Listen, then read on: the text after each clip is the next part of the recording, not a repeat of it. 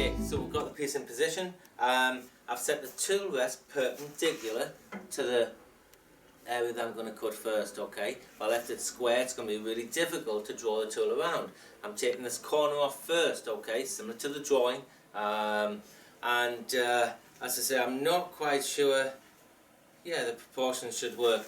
That is the knot I was talking about. I'll get into turning it, we'll see what happens. It might hold, it might not, we'll see. If there's a hole in the piece, it doesn't matter, it's part of what was already there. And we couldn't see that from the outside anyway. Surprise. See if I can ease the speed up a fraction. Yeah, just a touch.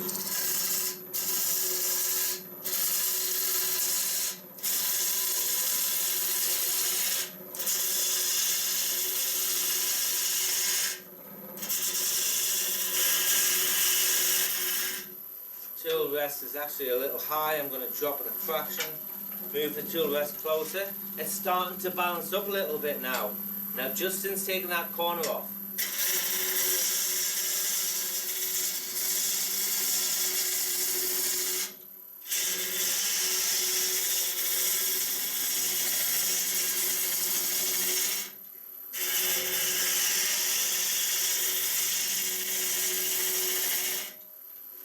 okay, looking at this, let me just reach for a pencil, looking at the thickness I've got, going to break, the curve's going to break around about that pencil line.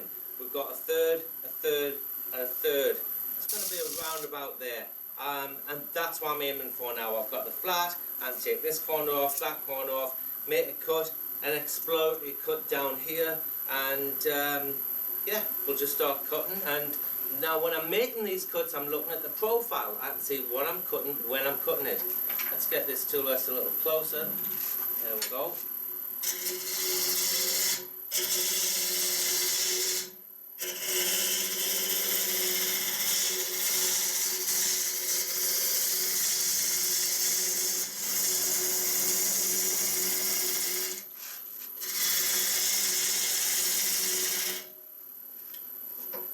Again, moving the tool rest, see if I can tweak the speed up now.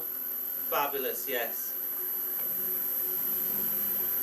That's at least another 500 or 600 faster, and hopefully I can get a little faster still.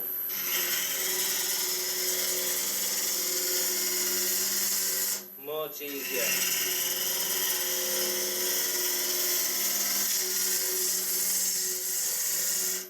Now again, one of the things I'm looking for here is that curve.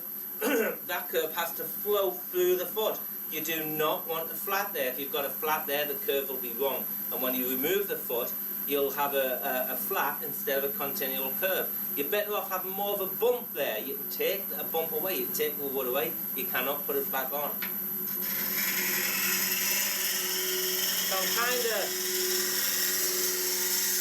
kind of working on this bottom curve first and working up to here. I'll take this curve up to around about there, then move the tool rest, make a cut down here. Then I can see the whole curve.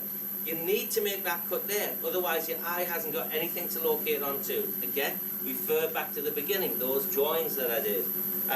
Again, that's too flat. I might as well take some wood now and get this bit right leading into that. I don't want to have to get this right and then change all this. I'm getting it right in stages, hopefully, as we're going along.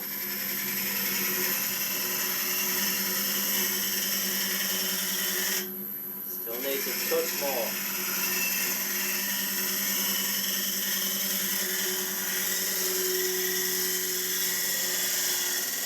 Now I'm doing the draw cut. The draw cut, I feel, removes the timber very quickly. The push cut would be getting that bevel parallel to the, I'll do it this way, getting that bevel parallel to the piece of wood, just resting your bevel on there, pushing the handle away, pick the cut up, and push the tool through. Okay, that will give you a really nice finish, polished finish. It burnishes the fibres, and that's a great finishing cut. It's really useful to know both of them. Really useful to know both. The push cut is more difficult than the draw cut as a finishing cut, but yeah, learn both of them. Very, very important. So actually I'm going to revert to a push cut now. The jaw cut would be too uncomfortable. We're starting to get onto the end grain in two places, so I'd rather do the push cut. That's going to support the fibres better. I can still lean over here and look at what I'm doing.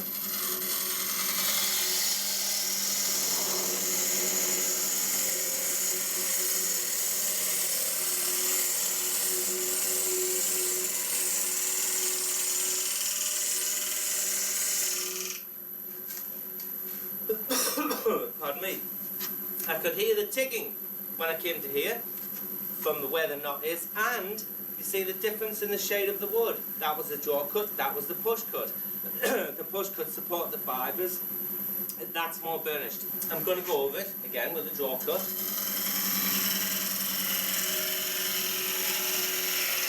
It's going to help me to refine that shape slightly. Bit of a high spot there. That's where the turnover is going to be. So what we're going to do is switch the lathe off, move the tool rest around to here. Wow, wow. We've got burl, heartwood, sapwood. There's a little bit of worm there.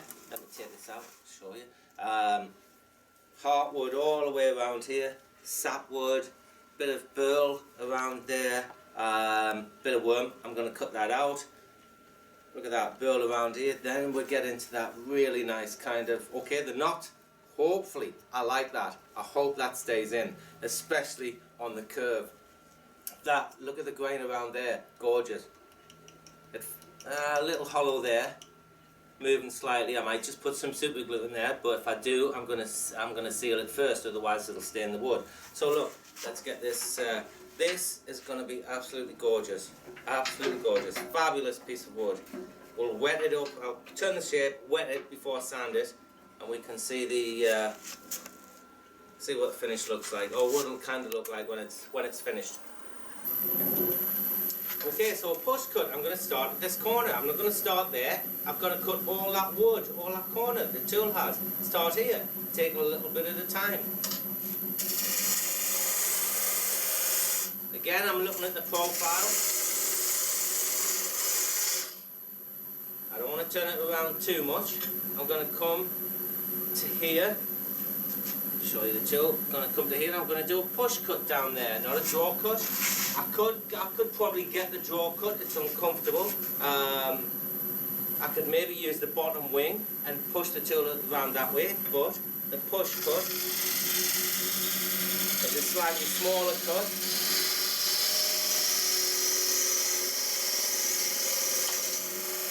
I feel I've got a little bit more control. Right, there's something picking out there, I can hear it and feel it. So I'm taking a slightly smaller cut.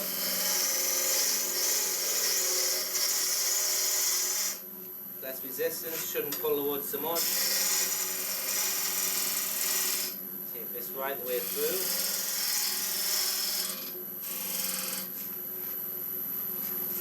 You can start to see the curve forming. That's kind of that's okay. It's lifting up nicely. A little high there. I'm going to sharpen the tool up using a diamond horn. I'll put down somewhere. I'll get it in a minute. I'm going to sharpen the tool up and I'm going to start to refine that curve. Okay. Come back to me in just a minute.